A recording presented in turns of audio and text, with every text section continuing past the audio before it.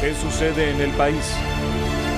Tendencias del acontecer nacional en Análisis Situacional. La historia es nuestra y la hacen los pueblos, afirmó el presidente chileno Salvador Allende antes de inmolarse cuando el brutal golpe de Estado en su contra hace 46 años.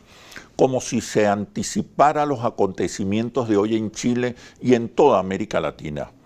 Los hechos avanzan de manera vertiginosa hacia un rumbo todavía incierto. Lo que resulta muy cierto es que las movilizaciones de los ciudadanos y las profundas sacudidas sociales están definitivamente desafiando y acusando al modelo neoliberal por los crecientes niveles de desigualdad, exclusión, pérdida del sentido de futuro y la desesperanza. La concentración indignante de la riqueza y el dominio absoluto sobre el destino de la humanidad que ejercen los grandes capitales, con más poder que las mayorías, los estados y las naciones, ha sido el principal detonante de las protestas. La promesa de crecimiento económico, cuyos beneficios se derramarían sobre toda la sociedad que nos vendió el neoliberalismo, ha terminado en más pobreza y destrucción ambiental, frustración colectiva, pérdida de la soberanía y decadencia de la democracia. La desregulación de los mercados, la restricción de la inversión social, la reducción del Estado, el debilitamiento de la política y de las instituciones alimentaron el caos, poniendo en riesgo no un modelo, sino a nuestra propia existencia. Frente a la desideologización que pretendió el neoliberalismo, hoy los pueblos rescatan los verdaderos valores y emerge una nueva cultura con sus renovadas ideas, gramáticas, símbolos y marcos de interpretación. Ante la debilidad de las instituciones, los movimientos sociales se hacen presentes, vigorosos y desafiantes, exigiendo no solo reivindicaciones, sino cambios profundos en la economía y en la cultura. Y frente a la desesperanza, la participación colectiva, la conquista de los derechos y la certeza de un futuro mejor forjan los nuevos vientos de la dignificación. Para las fuerzas sociales, progresistas y revolucionarias de América Latina es tiempo de balances, aprender de la experiencia y repensar el proceso de cambios, comprender que las necesarias reformas políticas y sociales profundizan el conflicto político y social, acentúan la batalla cultural y simbólica. Los acontecimientos recientes enseñan que las oligarquías del continente no están dispuestas a ceder en sus privilegios y no aceptan ni siquiera una dirección policlasista de la sociedad. Apelan ya no solo a golpes militares y la represión, sino también y principalmente a golpes mediáticos, políticos, económicos y financieros, judiciales y parlamentarios. Por ello, hay que revisar la vía pacífica, electoral y democrática de los proyectos alternativos. No para cancelarla, por supuesto, sino para renovarla y consolidarla en un contexto de un examen de los procesos hegemónicos, las alianzas y los consensos. Hay que entender que no basta con reducir la pobreza. Las conquistas sociales tienen que llegar acompañadas de valores, ideas, organización y movilización social. Es clave escuchar a los movimientos sociales y aprender de su nuevo protagonismo y de la emergente identidad nacional popular. Hay que producir nuevas teorías y propuestas, diagnosticar acertadamente el momento histórico. La agitación y la resistencia no deben sustituir la impostergable construcción de hegemonía. Para analizar estos temas, vamos a conversar con el diputado Francisco Torrealba, jefe del bloque parlamentario de la Patria en la Asamblea Nacional. ¿Qué sucede en el país? Tendencias del acontecer nacional en Análisis Situacional. ¿Qué sucede en el país? Tendencias del acontecer nacional en Análisis Situacional. Hoy nos acompaña Francisco Torrealba, jefe del bloque parlamentario de la Patria en la Asamblea Nacional. También es constituyente, coordinador del bloque obrero de la Asamblea Nacional Constituyente. Es también vicepresidente de la Central Bolivariana Socialista de Trabajadores de Venezuela y fue ministro del Trabajo. Bienvenido, Francisco, ¿cómo estás? Muchas gracias, Oscar, gracias por la invitación. Muy bien, trabajando bastante. Tienes mucho trabajo. Intensamente. Antes de entrar en los temas muy particulares venezolanos, ¿qué opinión te merece los acontecimientos que ocurren hoy en América Latina? Bueno, es una gran desgracia sin duda y un importante retroceso en términos de lo que es los valores democráticos de nuestros países, de la región. Esto que se esté poniendo de moda, la autoproclamación, es terrible para los avances y conquistas democráticos de nuestros países. Y desde allí nosotros hemos venido criticando, censurando, condenando, rechazando todas estas autoproclamaciones que se han venido dando en distintos países, porque al final se convierten en represión, muerte, persecución, racismo, xenofobia, expresiones que no eran cotidianas en nuestra región y que ahora se han vuelto muy recurrentes. Y el comportamiento de los movimientos sociales que han adquirido un protagonismo hasta por encima de las instituciones, por encima de los partidos políticos, revelando una crisis institucional profunda en nuestras democracias. Sí, va a haber sin duda reacciones. Los pueblos no van a permitir, al margen de toda la represión que hoy se les aplica, los pueblos no van a permitir retrocesos. No es normal que gane un presidente una elección y luego tenga que renunciar. Eso es un retroceso significativo y ahí nosotros estamos cerrando filas con los pueblos de la región y con los movimientos de la región y también con los partidos políticos de la región que terminaron siendo víctimas de estos golpes de Estado que se han venido dando. El último de ellos, el que fue víctima, el compañero jefe indio, como le decimos nosotros en Venezuela, Evo Morales Ayma. Mira, pero sí se observa como una especie de pérdida de influencia, pérdida de fortalezas por parte de los partidos políticos que lucen de alguna manera como desconectados de las aspiraciones, las expectativas, del sentimiento nacional. ¿Qué crees tú? ¿Hay una crisis de los partidos políticos, hay una crisis ideológica que es necesario para recomponer las fortalezas de los partidos políticos? Bueno, cada país tiene sus particularidades y definitivamente nosotros estamos todavía evaluando para tratar de entender qué es lo que ha acontecido en todos estos países donde han aparecido autoproclamados. Incluso en el nuestro, aquí hemos tomado nuestras propias medidas para fortalecer los valores democráticos y la defensa de la Constitución que asumimos los ciudadanos y asumen las ciudadanas de nuestro país. Autoproclamarse en Venezuela es hacerse parte de un show que sirve a unos cuantos, un grupo muy pequeño de gente radical de la derecha para hacer grandes negocios y para no rendirle cuentas al país, ¿no? Y para causarle daño y sufrimiento a todo el país, como se lo está causando esta derecha irresponsable que asume el colega parlamentario Guaidó cuando se autoproclama en una plaza sin quórum ni siquiera del Parlamento y dice que él es ahora presidente de la República. En su mundo y en su ficción y para el gobierno de los Estados Unidos de Norteamérica resulta una especie de marioneta, una especie de títere que hace exactamente lo que la mano que controla desde la Casa Blanca de los Estados Unidos de Norteamérica le conviene que haga, que no es otra cosa, por cierto, que entregar nuestro patrimonio, por ejemplo, que ayudar a que se expolie las riquezas de los venezolanos y las venezolanas.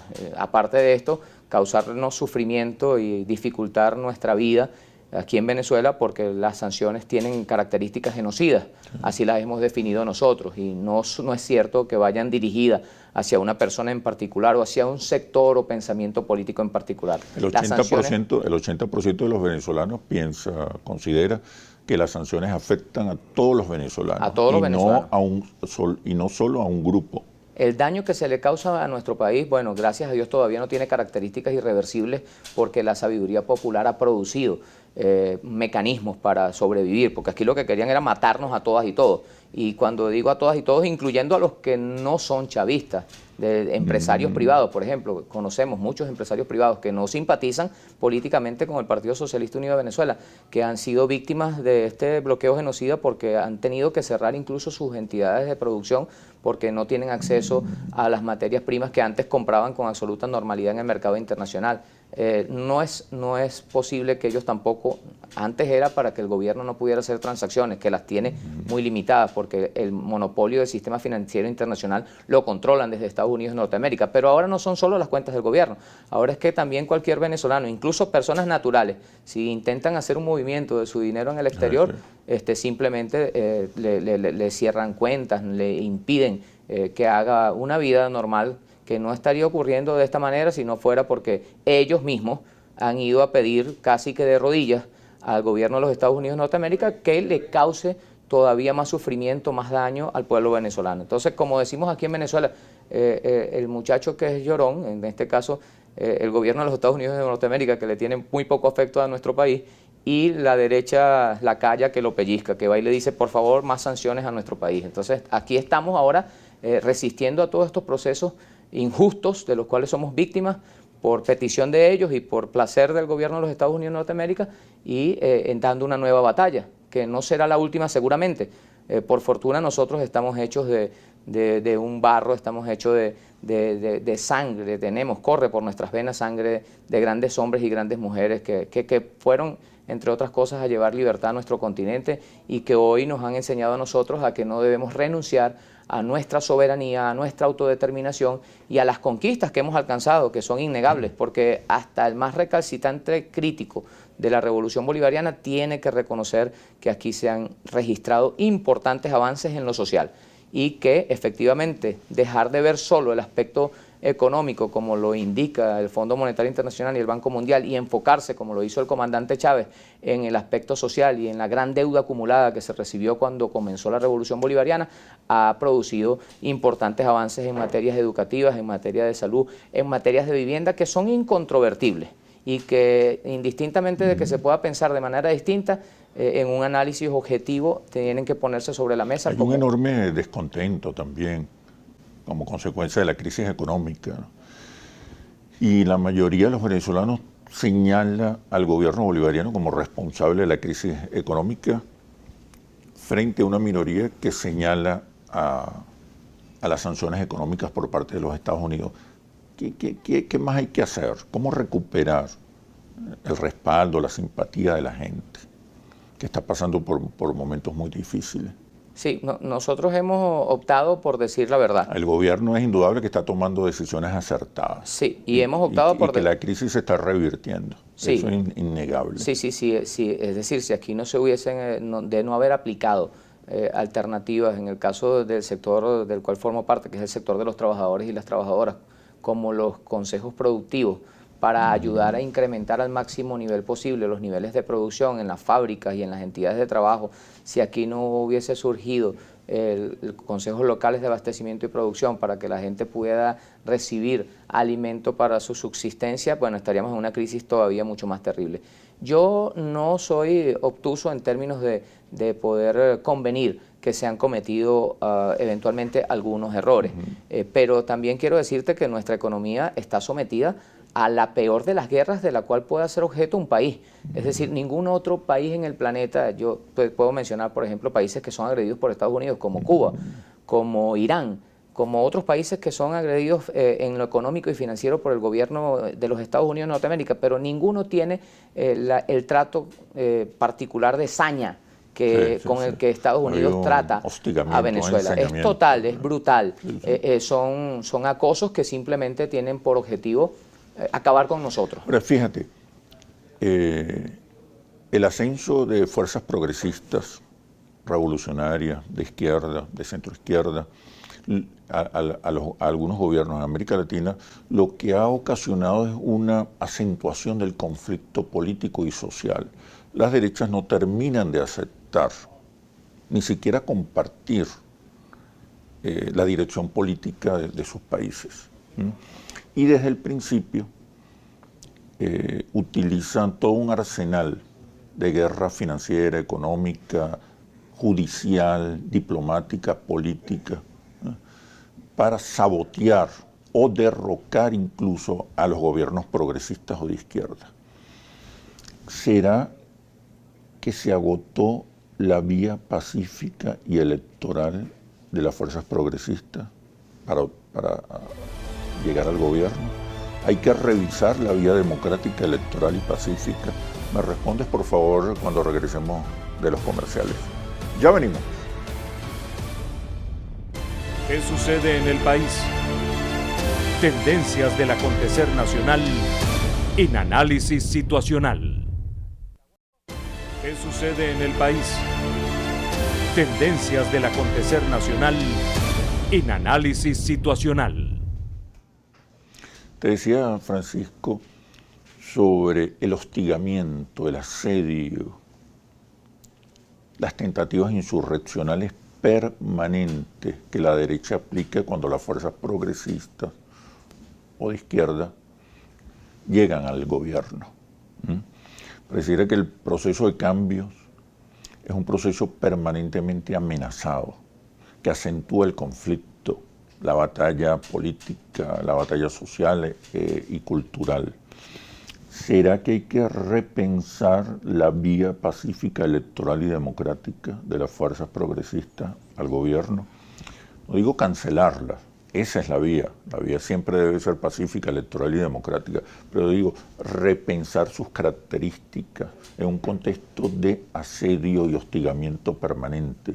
Claro, hay que estar siempre, digamos, pendiente de todo lo que ocurre. La derecha nunca va a renunciar a su pretensión de cerrarle el paso a todos los procesos de avance y de progreso y de revolución que se planteen en los pueblos. Pero eso habla de una derecha muy atrasada, muy conservadora. Muy conservadora, muy intolerante y muy dispuesta a hacer lo que sea necesario para mantenerse al mando, para mantener su status quo.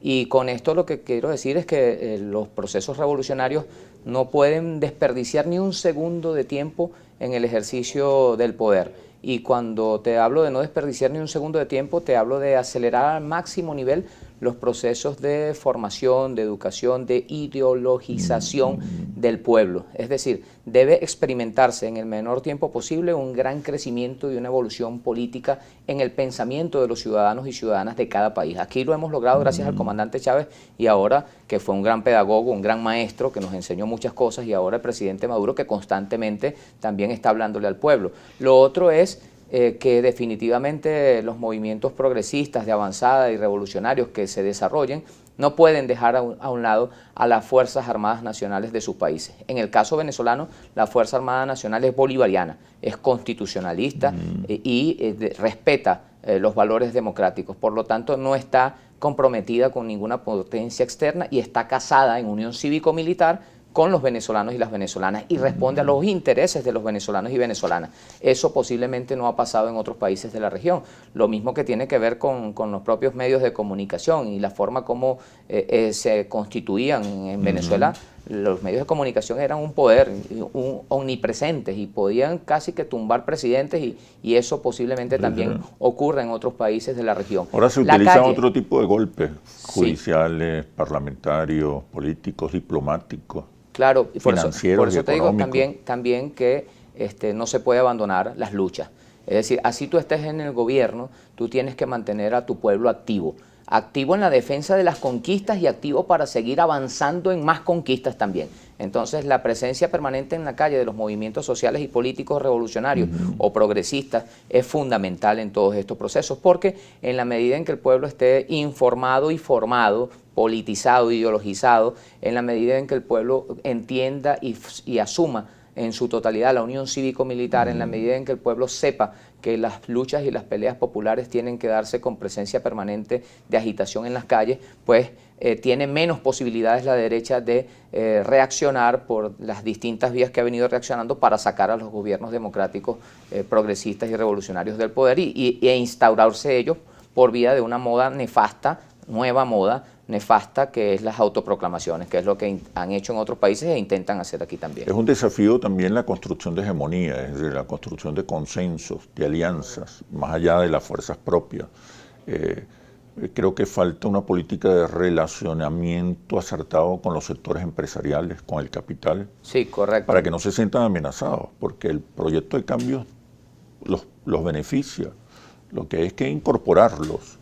Y ahí hace falta, y a otros sectores de la sociedad, las clases medias, que se benefician, sobre todo en el caso de Venezuela, durante unos buenos años, las clases medias profesionales se beneficiaron, pero votaban en contra de la revolución. Sí, es que... Entonces hay un trabajo de ideologización, pero también de renovación de discursos.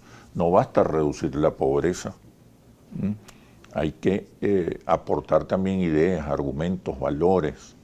Sí, es que gramática, símbolos. Hay muchos mitos que se intentaron tejer sobre los procesos de emancipación de los pueblos, revolucionarios o progresistas, y que tenían que ver como, por ejemplo, que las revoluciones estaban reñidas con el crecimiento o con la empresa pública. En el caso de Venezuela... Empresa privada. ¿No? La empresa privada, quise decir, sí, disculpa. En el caso de Venezuela, el comandante Chávez y el presidente Maduro actualmente extiende su mano de forma constante y permanente para ayudar al empresariado de la patria. Pero falta como un discurso adecuado. Sí, pero digo, cuando... Recuerda que las palabras son las que construyen las realidades. Claro, lo que quiero decirte es que aquí nosotros hemos insistido, la Revolución Bolivariana Socialista Chavista ha reiterado su condición de no reñirse con el capital privado y de querer y desear y propender al crecimiento de ese sector también, del sector privado nacional y nacionalista, que por cierto es mayoría y que no se expresa en organizaciones como Fedecámaras, que han dado golpes de Estado en este país y son las que parieron al último dictador que hemos conocido en nuestra historia contemporánea, me refiero a Carmona Estanga. Y cosas como esa pues permiten en todo caso que en un proceso muy lento, porque la satanización ha sido total, pero en un proceso muy lento se haya ido un poco desdemonizando, por decirlo de alguna manera, sacándole el diablo a esas ideas que planteaban que la revolución se iba a pelear con la empresa privada y con los capitales privados. Nosotros creemos en el desarrollo y crecimiento de un país donde cabemos todos.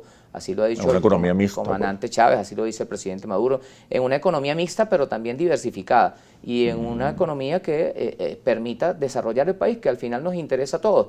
Y creo que sobre este tema incluso podríamos encontrar importantes coincidencias con algunos sectores de la derecha no radical, porque al final cuando se ponen por delante los intereses del país, cuando se intenta hacer un ejercicio que creo que nos toca y que está demorado de hecho, hacer lo que es pensar a Venezuela hacia el futuro, cuál es la Venezuela que nosotros imaginamos aquí en 20 años, cuántas cosas habrán de pasar, cuántas elecciones habremos de ganar los revolucionarios, cuántas perderemos también, porque la política es así, tiene procesos cíclicos, van y vienen, los electores cambian de pensamiento, hay pasión también en los discursos de los que son candidatos y candidatas. Bueno, nosotros debemos de ver cómo podemos garantizar que los procesos políticos se lleven de forma tal que no hagan retrasar más el deseado, merecido y necesario crecimiento económico que se tiene que dar en la República Bolivariana de Venezuela.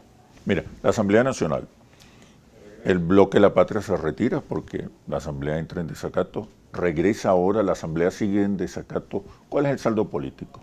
Bueno, déjame comenzar por decirte que hay una mesa de diálogo nacional donde están participando algunos partidos de oposición. Me refiero a Avanzada Progresista, Esperanza por el Cambio, que lideriza el pastor Bertucci. Está también Cambiemos, que lideriza Timoteo Zambrano. Está los progresistas. Los progresistas, que lideriza Henry Falcón. Está también Soluciones para Venezuela, que lideriza Claudio Fermín. Está el Movimiento al Socialismo Más, que lideriza Felipe Mujica.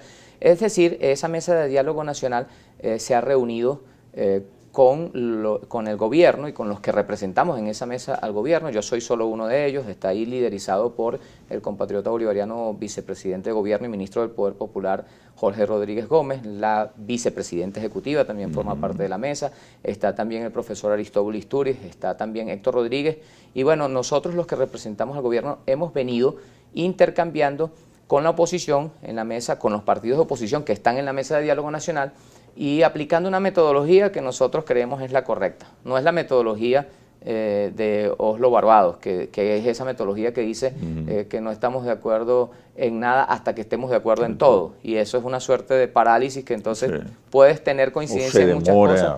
es como Demasiado. infinita. Yo particularmente creo que es una metodología más como para países en guerra, que gracias a Dios aquí no lo estamos ni queremos estarlo, y Dios mediante no lo estaremos nunca, y no para países como el nuestro, donde lo que hay son procesos que han sido mal conducidos por unos y otros. Digamos que nosotros también de nuestro lado pues, eventualmente hemos cometido algunos errores, pero en la radical derecha venezolana, que no le ha logrado proponer al país un proyecto, que no ha logrado sino hacer ejercicios de búsquedas de atajos reñidos con la Constitución para asaltar el poder, dar golpes de Estado, procurar magnicidios, propiciar intervenciones. Imagínate tú hasta dónde han llegado, o sea, a posturas apátridas, porque una intervención militar en Venezuela no es cierto que vaya a matar solamente a los chavistas, los que nos invadan, si es que nos invaden, Dios no lo quiera, Dios no lo permita. Y no es cierto que tampoco nos iremos a quedar de brazos cruzados. Entonces, hasta esos límites han llegado y por tanto nosotros sin duda los calificamos de apátrida a los radicales de la derecha venezolana que piensan que el mecanismo para salir del gobierno democrático y constitucionalmente electo del presidente Maduro es matarlo, por ejemplo, o es dar un golpe de Estado y matar aquí a, no sé, 100.000, 200.000. Nosotros los chavistas tenemos una base dura que supera los 5 o 6 millones de militantes. No creo que estén dispuestos ellos. Y de electores, lo hemos demostrado, más de 6.200.000 en el último proceso escogimos como presidente al compatriota bolivariano Nicolás Maduro Moros. Entonces no creo que estén pensando en matarnos a 6 millones de ciudadanos de este país porque pensemos distinto a ellos. Nosotros, hacia donde estamos apuntando, y ahora aterrizo en el tema de la Asamblea Nacional, es al reencuentro. Estamos apostando, por instrucciones del propio presidente Maduro, a la reinstitucionalización del Poder Legislativo Nacional, que en mala hora pensó que su tarea era acabar con los otros 4 poderes. Sí. Entonces, en el 2015 nosotros perdimos la mayoría y lo que hizo la derecha cuando asumió la mayoría en el Parlamento fue decir, yo acabo con el TCJ, yo acabo con el gobierno del presidente Maduro y con Maduro, yo acabo con el poder ciudadano y yo acabo con el poder electoral, yo soy el omnipoder. Y eso obviamente no es cierto porque la Constitución tiene claramente definidas las atribuciones del Poder Legislativo y sus límites. Entonces, ¿Cómo avanzar en ese proceso de diálogo, de reencuentro, con una Asamblea Nacional que se mantiene en desacato y con un presidente autoproclamado que mantiene la estrategia del poder dual, para desestabilizar y hacer ingobernable el país? Pero me respondes, por favor, cuando regresemos de los comerciales. Con mucho gusto. Ya venimos. ¿Qué sucede en el país? Tendencias del acontecer nacional en análisis situacional. ¿Qué sucede en el país? Tendencias del acontecer nacional en análisis situacional. Te preguntaba, Francisco, ¿cómo avanzar en este proceso de diálogo, de reconocimientos mutuos, de reencuentro, cuando la Asamblea Nacional sigue en desacato y las fuerzas más radicales de la oposición mantienen la estrategia del poder dual y actúan más como representantes de un poder extranjero que como una alternativa nacional? Bueno, déjame comenzar por decirte que es muy lamentable que se haya perdido la soberanía, que la derecha venezolana, quiero decir, haya perdido la soberanía en términos del debate político, porque es muy difícil intentar llegar a acuerdos con alguien que no tiene capacidad para acordar. Sin embargo, nosotros somos disciplinados en términos de las directrices que nos da nuestro jefe político, que es el compatriota bolivariano, trabajador, presidente y comandante en jefe Nicolás Maduro Moros. Y el presidente Maduro es el campeón del diálogo, ¿no? Nosotros lo reconocemos así porque ha sido súper, hiper, recontra perseverante en términos de abrir espacio para dialogar. La Asamblea Nacional es el foro político por naturaleza y nosotros cuando entraron en desacato, cuando se volvieron locos a hacer cosas que no estaban escritas entre sus facultades constitucionales y a pelearse contra los otros 4 poderes, porque quisieron decir que había un conflicto de poderes. No es cierto, lo que había era un poder en conflicto con los otros 4 poderes. En Venezuela hay 5, un poder, el legislativo, en conflicto con los otros 4 poderes. Ahora, decidimos, atendiendo la orientación del presidente Maduro y los acuerdos de la Mesa de Diálogo Nacional, reincorporarnos. Y esto ha sido un ejercicio extraordinario, creo yo, de reencuentro con las posibilidades de dialogar y de ponernos de acuerdo y de transarnos, conciliarnos, acordarnos y en medio de esto hemos ya pues alcanzado negociaciones con el llamado G4 guaidocista para echar a andar el proceso para la escogencia de los rectores y rectoras. Hay voluntad política para salir del desacato, para renunciar a la estrategia insurreccional. Pues, todavía del desacato no se sale. Nosotros seguimos extendiendo nuestra mano y esperando para ayudar, porque además somos minoría. Es necesario que la mayoría quiera salir del desacato, y nosotros hemos dicho, cuando ustedes quieran salir del desacato, ahí va a estar el bloque de la patria para también levantar su mano si es necesario votar para que ustedes salgan del desacato. Los escenarios y si hay disposición, Oscar, te quería decir, si hay disposición política, hemos hecho acuerdos con el G4, y ahí tenemos ya, por ejemplo, una comisión preliminar que se designó por acuerdo en desacato. Ahora, lo importante de esto es que para que todos estos acuerdos que hemos venido haciendo con ellos en conversaciones privadas y públicas, bilaterales y multilaterales, porque en el Parlamento nos encontramos todos, lo importante es que pueda salirse del desacato para que tengan validez los acuerdos que allí se alcanzan. Te digo esto porque el país está esperando un nuevo poder electoral. Exacto. Para ir a unas elecciones que constitucionalmente corresponden, que es en el 2020 las elecciones de la Asamblea Nacional. Y en ese orden de ideas, si en la Asamblea Nacional no se puede salir del desacato, pues entonces le corresponderá, como ya ha ocurrido en las últimas situaciones, al Tribunal Supremo de Justicia, por vía de la omisión legislativa, revisar el poder electoral y renombrarlo para ir a un proceso con todas las garantías, porque la otra cosa que nosotros hemos dicho es que en la Revolución Bolivariana, el presidente Maduro está listo para ofrecerle a toda la oposición todas las garantías que requieran, para que nadie tenga excusa de no participar en el próximo proceso electoral.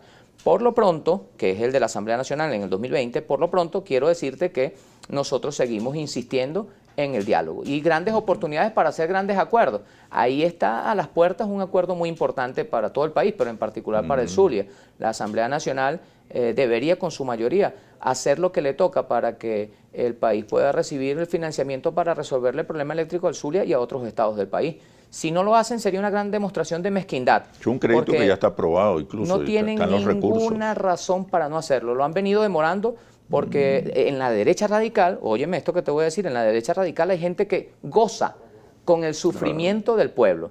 Es decir, es esa misma gente que ha impulsado las sanciones y el bloqueo genocida, goza cuando en el Zulia, por ejemplo, hay gente que no le llega la luz a sus hogares. Entonces, nosotros, pero esa es la minoría, también hay que decirlo, ese es el sector radical minoritario. Hay nuevas tendencias en la oposición. Estoy completamente convencido, lo hemos podido notar. Puede surgir una fuerza de oposición democrática. Porque es que hay, entre otras cosas, mira, ellos mismos han propiciado eso, porque la derecha del G4 guaidocista ha maltratado sin ninguna razón aparente, creemos nosotros, a los demás partidos políticos de la oposición venezolana, que ellos dicen que son minoría, pero cuando tú revisas, y tú eres un hombre que conoce de esto, cuando tú revisas las encuestas resulta que ellos no son ninguna mayoría. ¿Cuánto tiene de porcentaje de aceptación en el país? ¿Cuánto tiene PJ? ¿Cuánto tiene voluntad popular? El G4 reúne aproximadamente el 9% de simpatías. 9% entre los cuatro partidos que asumen una hegemonía para maltratar a los otros partidos de oposición minoritaria. Se beneficia electoralmente el descontento, sí, pero como partidos no terminan de convertirse en una alternativa. Lo que quiero decirte es que, bueno, en esos partidos que son en realidad una minoría, no son la mayoría como ellos intentan hacerlo ver,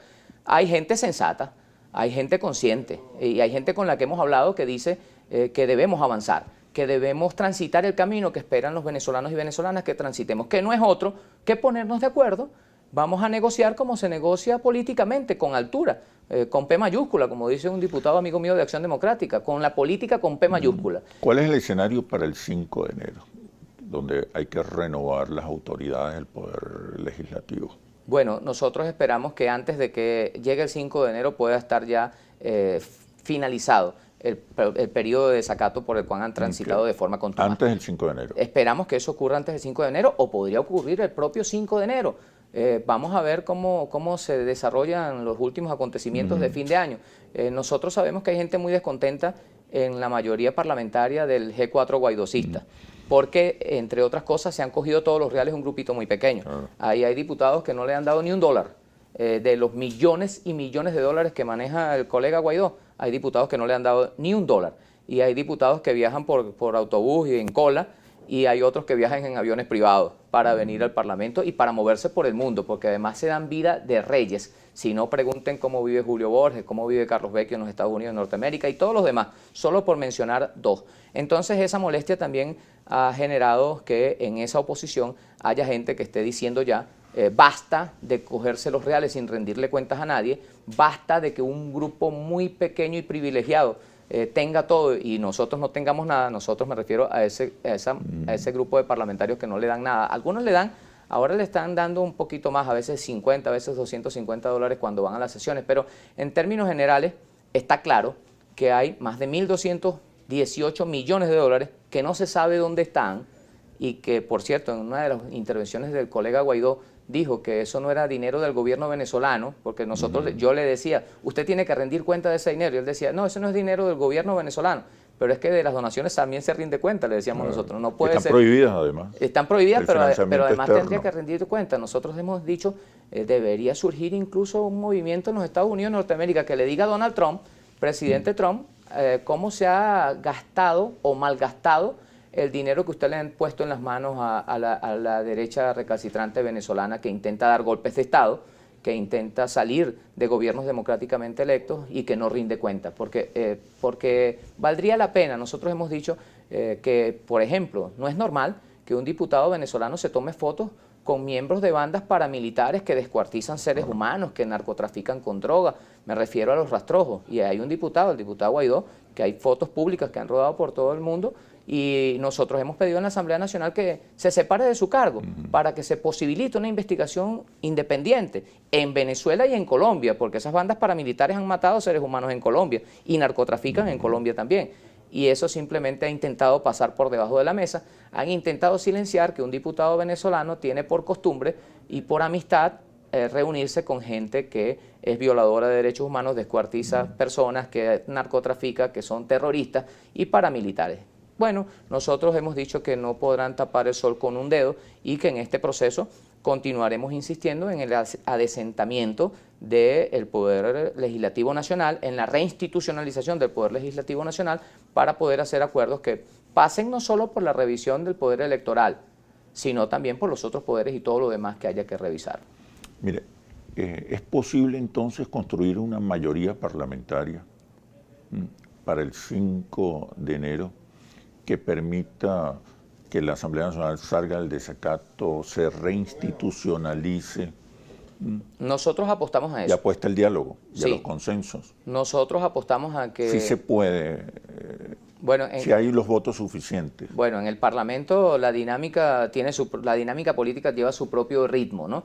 Y en la actualidad, bueno, ellos tienen una mayoría dentro del llamado G4 guaidocista, y nosotros tenemos la mayor de las minorías, me refiero al Bloque de la Patria, es la mayor de las minorías, y ahora hay otros factores ahí gravitando, ya no solo los diputados que forman parte de Cambiemos, que lideriza el diputado Zambrano, sino que hay otras disidencias que han venido surgiendo. Entonces, yo creo, Oscar, que falta mucho por ver de aquí al 5 de enero en términos de los acontecimientos que allí se están dando. Por ejemplo, que el diputado Guaidó diga que, por un lado, se pone de acuerdo con nosotros para nombrar el comité preliminar.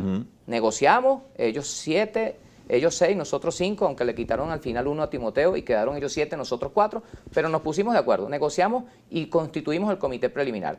Ahora, por un lado constituimos el comité preliminar para escoger el poder electoral y por otro lado el diputado Guaidó dice que él no va a ir a elecciones así sea cual sea el CNE.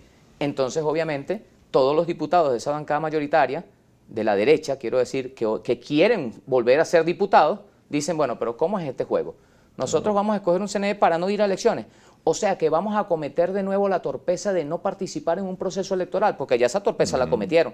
Y gente que se supone versada en la política, como el diputado Ramos, ha dicho que nunca más cometerán el error de no ir a una elección. Entonces, ¿qué es lo que está pasando allí?